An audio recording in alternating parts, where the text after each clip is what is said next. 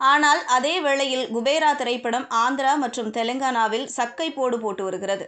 இதன் காரணமாக இப்படம் பாக்ஸ் ஆபீஸில் 125 கோடி ரூபாய்க்கு மேல் வசூலித்துள்ளது.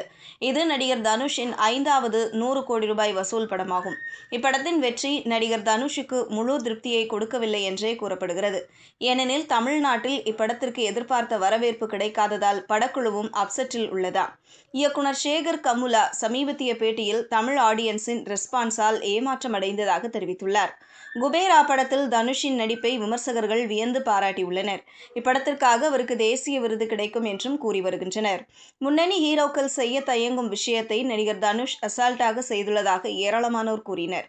இந்த நிலையில் குபேரா படம் பற்றிய ஒரு ஆச்சரிய தகவல் வெளியாகியுள்ளது.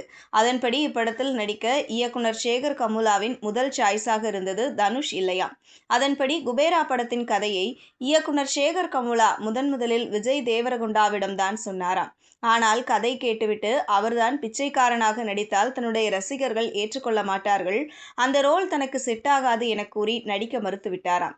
இதையடுத்துதான் இந்த கதை தனுஷுக்கு சென்றிருக்கிறது.